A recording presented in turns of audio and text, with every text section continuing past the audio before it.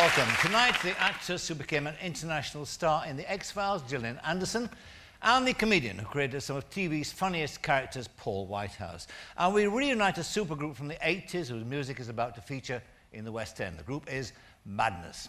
But first, the Scally from Liverpool, who created one of our favourite monsters, Miss Lily Savage. Ladies and gentlemen, Paul O'Grady.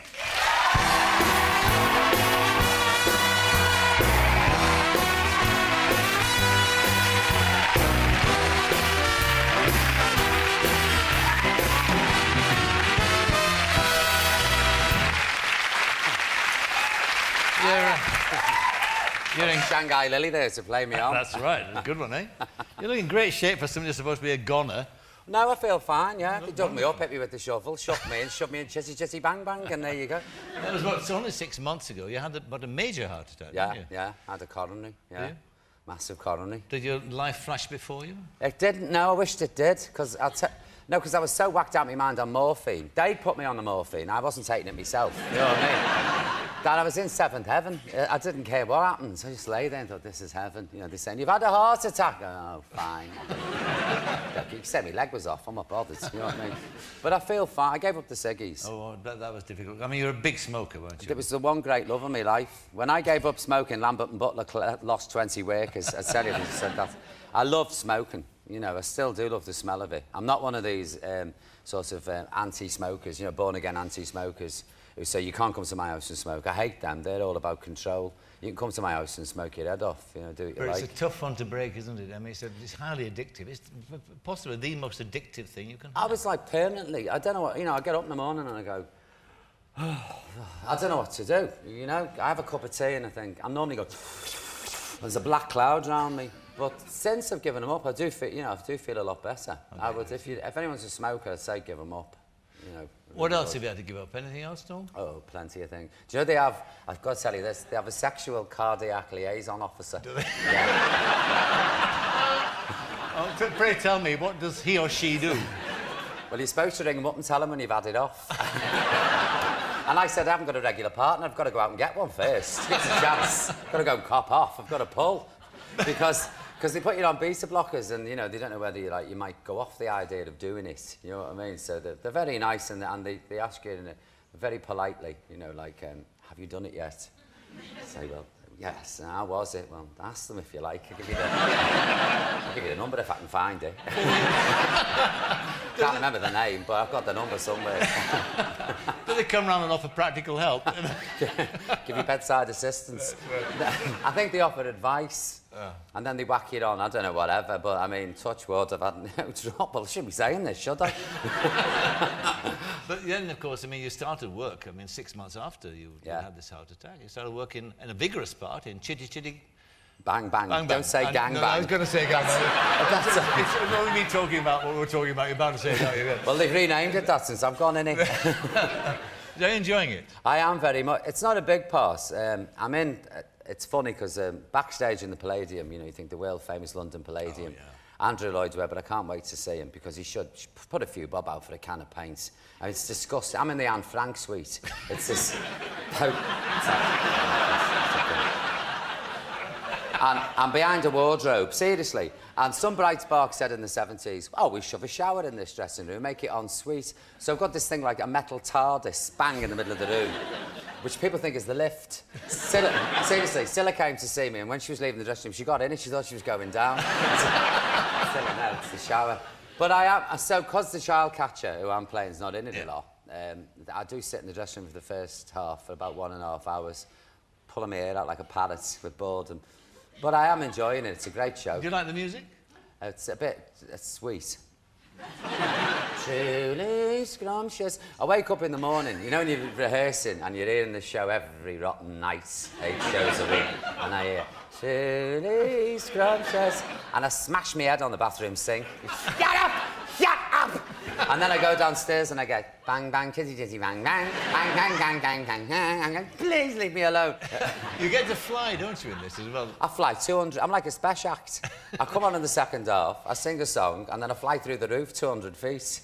Because they shoved me in this net with all these kids screaming around me, and I get hauled in. I've just had a heart attack, by the way. I get shoved in a net. There's 50 kids going, kill him, kill him. I'm swung off the stage over the stalls and then hauled up through the roof screaming my head off. And I say to myself on the way home, why am I doing, why am I not taking it easy? It's a good question, because I mean, you actually, there was little in your formative years to suggest that you might end up on stage. I mean, Nothing. No, at all. I mean, you came from Tranmere. Yeah. It's a fairly rough old area you came from. Oh, it was a little bit, yeah, to say the least. And I mean, your mum had it rough, hadn't she? They had a terrible life. My mum and her two sisters. Yeah. They were born in real extreme poverty in Birkenhead in the in the Depression. I mean, really grim. That would not be the place to be, Birkenhead, in the Depression. No, not at all. No, not at all. Birkenhead in the Depression. No. And they really had to, when they were kids, they all went into domestic service. And my mum was she was the tweenie maid in between floors. My auntie Chrissy was the cook, and my auntie Annie was the nanny. And they hated the job. So one day they got the kids. There was a dinner party for 15. So they're all sat there, the lady of the house is having a dinner. They served the first course. And my auntie Chrissy said, right, come on, let's bugger off. And they got the kids. They gave the kids a big jar of jam each in the kitchen to eat. And they got off out the window and vanished. And I've often wondered, the lady of the house, when she rang the bell for the next course, I said, excuse me, Annie, it's Savage, because that was my mother's maiden name, Savage. And they'd gone, they'd just left. They were really fiery, they were... You're writing about all this, you're dredging up all these memories now because you're writing the book, and it's been there's this very colourful childhood and life that you've had. It's very colourful, yeah. And coming out of the research that you've done, I mean, this person who appeals to me is your Auntie Chrissy. Oh, she's fabulous. I mean, reading about her, you could actually build a TV series around her. Oh, easy. Yeah. I mean... Tell us about her. She was a clippy on the buses, and she was the captain of the Lord Exmouth Public House darts team. Seriously. You wonder where Lily came from? I mean, this is my childhood. No wonder I'm half crazy, is it? And she was a big blonde, full of one-liners, the fag on the gob, and she used to sit in the lav when you were in the bath with the lid down, flicking the ash in the palm of her hand. And then when she finished the fag, she'd wipe it on her skirts, And she had a heart of pure gold. She was tough as old boots. And I got a letter off an old lady to say, are you any relation to a Chrissy Savage I was in the war with? Because you're just like her. This is Lily, and I'm not at all. So I wrote back, and it turned out they were in the war together. My Auntie Chrissy, she was on the AK guns. She was only 19. And she'd lie in bed and the sirens would go, and I believe the language would turn the air blue. Get out the bed, she'd get her woodbines. Head full of rollers. She put a great coat on over her nicey. And she'd get on this AK gun spinning around like a maniac. Pregnant! She didn't know she was pregnant, and she was going, because they disturbed her kip, not because she hated the Germans, because they woke her up. They'd had the nerve to disturb her beauty sleep. And she said, the language, you know what I mean? Hitler would have heard her, he'd have vanished. But they were great characters. Yes. What about growing up in that environment you described, that tough, masculine environment, and being gay? Was that a problem? Well, it wasn't a tough masculine, because all the men were at sea. I see. It was a seafaring family, so they were all... And them days, you were gone for like a year, maybe, with Cunard Line or Blue Funnel. My dad wasn't at sea, but they were all these... They'd punch any man's headlights out, these women, they were really tough. So, and it was humour all the way. So it never became an issue in your... No, never. No. It was never anything I ever thought of. What about, I mean, you had no sort of sense of purpose, if I read the research Still rightly. Haven't. Still haven't. It just all happened to you. But I mean, how do you get from there to is it Camden Council you work for, isn't it? I worked in a kids' home first in Birkenhead, and then I went from there. So you want to be a social worker, basically? I wasn't bothered what I wanted to. I'd really like to sit here and say I've been driven by various ambitions, and I haven't. I've just floated in and out of things, whatever. I'd leave a job on a Friday, start a new one on a Monday, and leave that on Tuesday, and you'd go on the down. And but you didn't pick easy jobs, you see. No. You're going into social service, and you're looking after, as you were looking after in Camden, you're looking after battered women and their children. You're picking up the pieces. Yeah. Actually living with them, weren't you? Oh yeah. But I was they've stopped it now, which is a shame. It was called the peripatetic team, and what we did, we'd go, say a parent went into hospital, we'd actually go into the home and look after the kids to save the kids going into care. 9 times out of 10 you're dealing with real squalor, and often drunken boyfriends would turn up in the night and think I was a new fancy bit, and go for me, and I'd be having fights in Camden High Street at 3 o'clock in the morning with babies under my arms, and I think, I'm 25, give us a break, I should be having a life. But I really enjoyed it, I'm painting a bad picture here. It wasn't all bad. Yes. You know, it was very... I met some really great people I'm still in touch with. And out of all that we've talked about so far, your aunties and the women you met then, somehow was Lily formed out of an amalgamation of all of these? I don't think she was, because Camden was too sad, you know, when I worked for Camden. You saw too much squalor and too much heartbreak, too many sick children and too many women getting murdered by these pigs of husbands. I mean, and we weren't allowed to hit them. We were supposed to show our card and say, Camden Council. I shouldn't tell you this, really. So if I came to the door once and said, I want me baby, and hit him over the head with the dustbin. Do you? And had an official in the front room. I said, he's collapsed on the step. You got involved, bound to get involved in the situation. You can't help it. You really can't. No. You know, you've got kids to look after, and that's your main aim. And all I cared about was protecting them.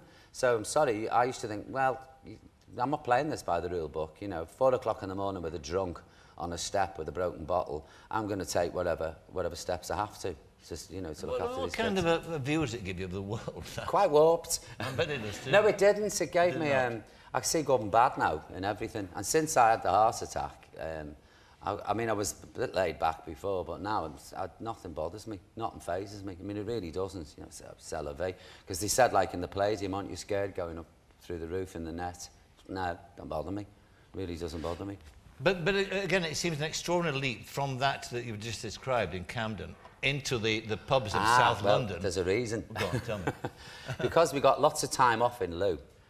So I got a job. I used to work in pubs, you know, behind the bar to supplement my income because it was lousy money. And I worked in drag pubs. I was in all sorts of little drag acts, you know, there was lots of acts, I was in them. But I used to think, I could do that. Because we were always playing Liverpool Housewives, you know, shouting out the windows to imaginary kids, go to the shop for us, and writing a list of, you know, like pints of milk, a loaf, 2 C-Foss powders and a bottle of lemonade, and don't talk to her, just to amuse ourselves. We used to play the Avengers. We used to play factories on sewing machines and all this, and I broke my leg jumping out the window playing the Avengers. I was 27. I mean, I'm sorry.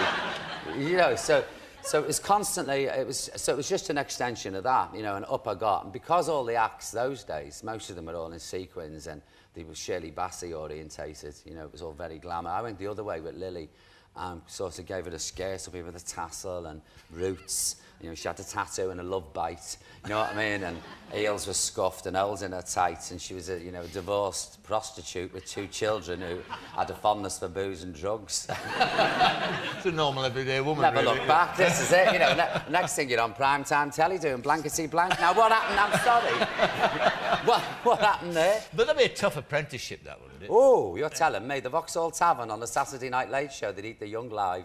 I mean, really, really rough. You know, you have to be able to control them. And often, like, you know, if it got too lady, I'd get off the stage and belt them. Really? Yeah. Back them? Yeah. Shut up and get back up. But, I mean, that was the start of it all. And now, I suppose, are you distancing yourself from Lily now? No, not at all. What's happened is... since, that's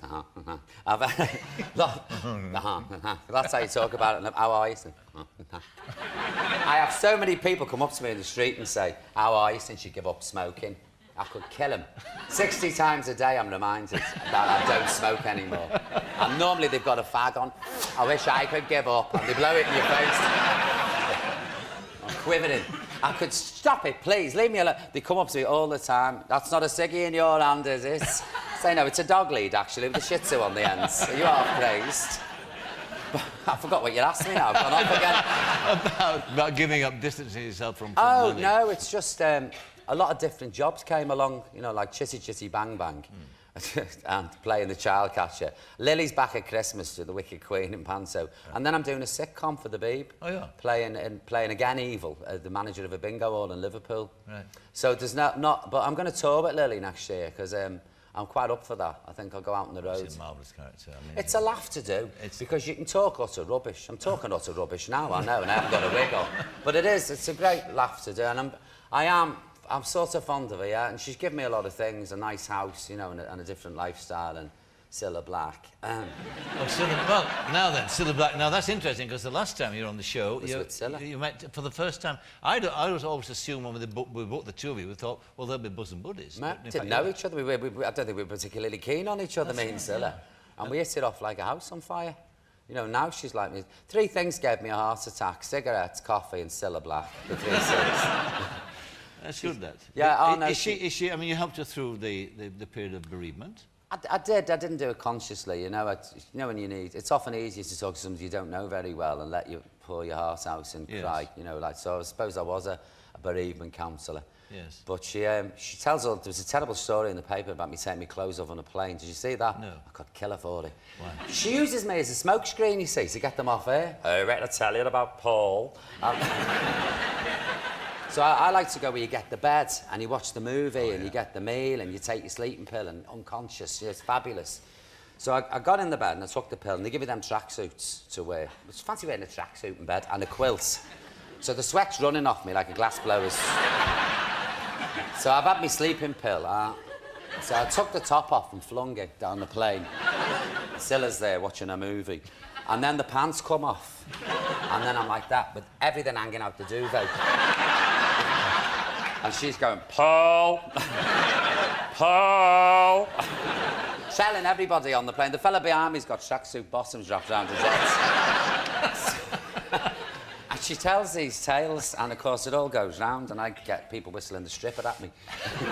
Now, you only came on tonight to get away from Truly Scrumptious, didn't you? Truly Scrumptious, yeah. They'll be singing that right at this very minute. That's right. Without me. I'll have withdrawal symptoms. I'll have to go home and suck a lollipop. How long are you in the show for?